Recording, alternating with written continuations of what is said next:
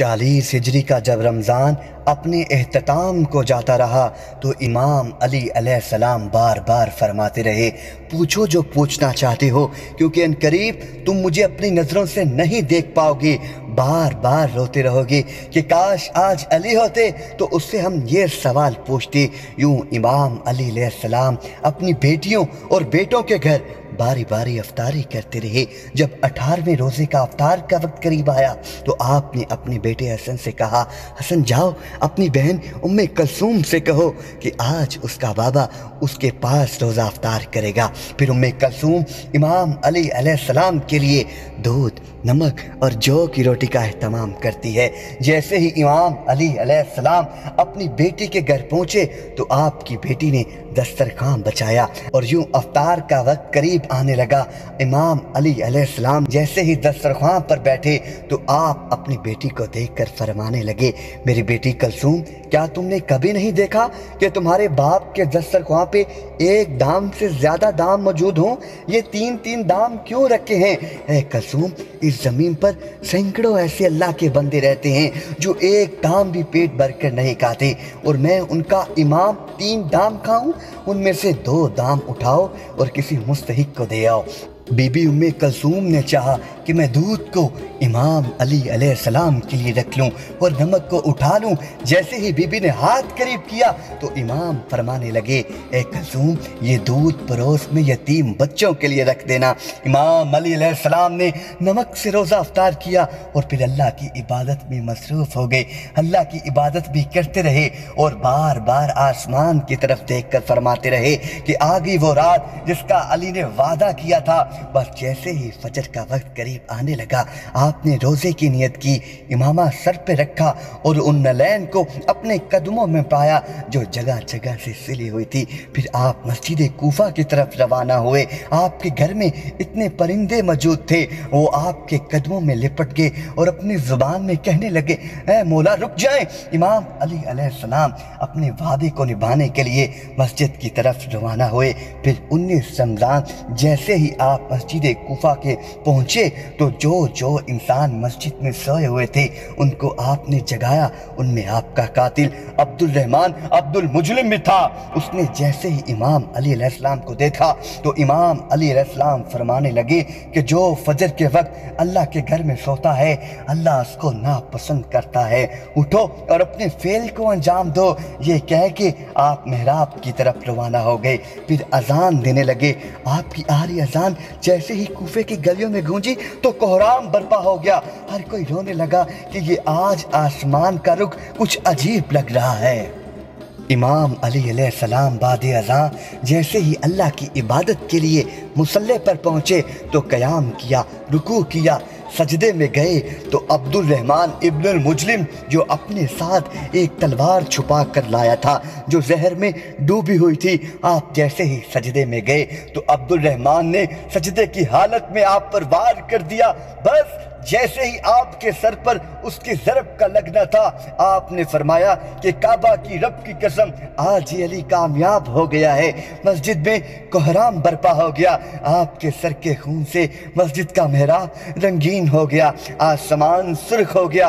اتنی دیر میں آپ کے چاہنے والے آپ کے قاتل کو پکڑا اور آپ کی طرف لے آئے۔ امام علی علیہ السلام جیسے ہی اپنے قاتل کو دیکھا تو اس کے چہرے پر موت کا ڈر ہے، لیکن آپ نے فرمایا کہ کوئی بھی میرے قاتل کے ساتھ بدسلوکی نہ کرے۔ اگر میں اس ضرب کی وجہ سے شہید ہو جاؤں تو اس کو بھی صرف ایک ضرب لگانا، اگر یہ ایک ضرب میں بچ جائے تو اس کو آزاد کر دینا، اگر ایک ضرب سے یہ مر جائے تو میرے قاتل کے جسم کی بے حرمتی نہ کرنا، اس کے غسل و کفن کا اہتمام کرنا، اس کے جسم کے حصے کاٹنا نہ، کیونکہ میں نے اللہ کے رسول سے سنا ہے کہ اللہ ایسے انسان پر لعنت کرتا ہے جو مرے ہوئے انسان کے جسم کے حصے کاٹ کر اس کی توہین کرتا ہے۔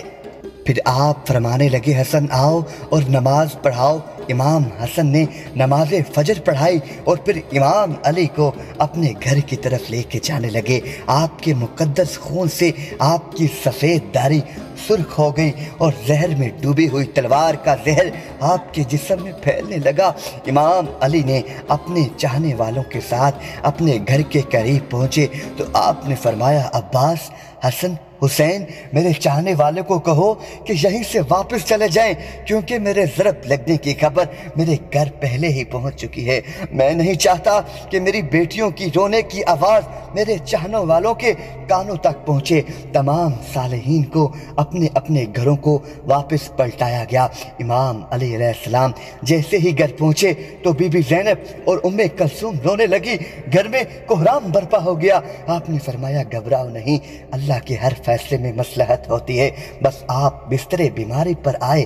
تبھی طبیب نے دیکھا تو رو رو کے فرمانے لگے کہ امام علی کے جسم میں زہر پھیل چکا ہے، جتنا ہو سکے امام کو دودھ پلائیں۔ یہ بات جب کوفے کی گلیوں میں پہنچی تو ننھے یتیم بچے اپنے ہاتھوں میں دودھ لیے امام علی علیہ السلام کے لیے دروازے تک پہنچے اور کہنے لگے، یا حسن، یا حسین، یہ ہمارے امام کو ہمارے حصے کا دودھ پلائیں، ہم ایک مرتبہ یتیم ہو چکے ہیں، دوسری مرتبہ نہیں ہونا چاہتے۔ آپ بستر بیماری پر بھی اللہ کا مسلسل ذکر کرتے رہے۔ جیسے ہی 19 کا دن گزرا اور 20 رمضان کی رات آئی، آپ نے فرمایا کہ اب میرے حجرے میں کوئی بھی نہیں آئے گا، کیونکہ اب اس دنیا کے جنات میری زیارت کو آنے لگے ہیں۔ جب 20 رمضان کا دن طلوع ہوا تو آپ نے فرمایا، حسن جاؤ میرے چاہنے والوں کو بلاؤ۔ جیسے ہی آپ کے چاہنے والے آپ کے قریب پہنچے، وہ دیکھتے ہیں کہ امام علی کا چہرہ مبارک پورے جسم میں زہر پھیلنے کی وجہ سے زرد ہو چکا ہے۔ آپ نے فرمایا، پوچھو، میں آج بھی تمہارے ساتھ ہوں، میں زمین کے رستوں سے زیادہ آسمانوں کے رستے جانتا ہوں، پوچھو، کیونکہ جب تم اپنی آنکھوں سے مجھے نہیں دیکھ پاؤ گے تو بار بار پچھتاؤ گے کہ کاش کچھ اور پوچھ لیتے۔ آپ کے عقیدت مند زاروں کے تار رونے لگے۔ پھر آپ نے حسن کو بلایا اور کہا، حسن، ہمارے پورے خاندان کو جمع کرو۔ پورا خاندان جمع ہوا۔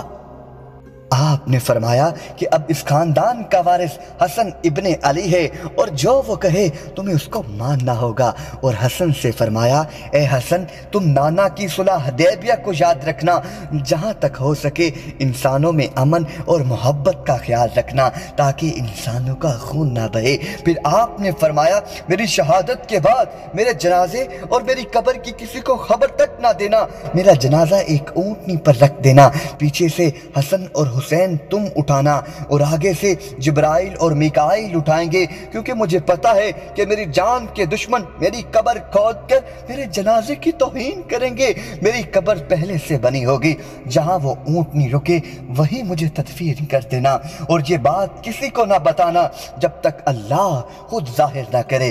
یہ کہہ کر آپ نے پھر عباس کو بلایا اور فرمانے لگے، عباس، میں نے تمہیں اللہ سے کربلا کے لیے مانگا تھا، تو حسین کا محافظ ہے، جو حسین کہے وہ تمہیں کرنا ہوگا۔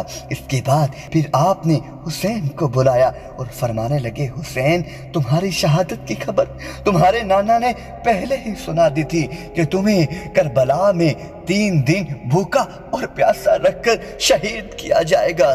بس یہ کہہ کر فرمایا، سلام یا رسول اللہ۔ گھر میں کوہرام برپا ہو گیا، کیا ہمارے ساتھ رسول اللہ بھی ہیں؟ تو آپ امام علی علیہ السلام نے فرمایا، ہاں، اللہ کے رسول اور تمہاری ماں فاطمہ الزہرا مجھے لینے کے لیے آئے ہیں۔ یہ کہہ کر امام علی علیہ السلام نے اپنی مبارک آنکھیں بند کر لیں اور جو حسنین، عباس اور حسن یتیم ہو گئے۔ آپ کی شہادت کے بعد وصیت پر عمل کرتے ہوئے آپ کے جنازے میں کسی کو شریک نہیں کیا گیا، اور وہ نورانی اونٹنی کوفے سے آگے ایک چمکیلے پتھر پر رکی۔ اس پتھر کو اٹھایا تو وہاں پر ایک قبر پہلے سے بنی ہوئی تھی، اور اس پہ یہ لکھا ہوا تھا کہ یہ قبر اللہ کے نبی نوح نجی اللہ کی بنائی ہوئی ہے، اللہ کے اس ولی کے لیے جس کے صدقے میں یہ کشتی کو نجات ملی تھی۔ سلام ہو شیر خدا اللہ کے اس ولی پر کہ جس کو اللہ کے گھر میں پیدا کیا گیا اور اللہ کے گھر میں شہید ہونے والے علی ابن حیدر پر۔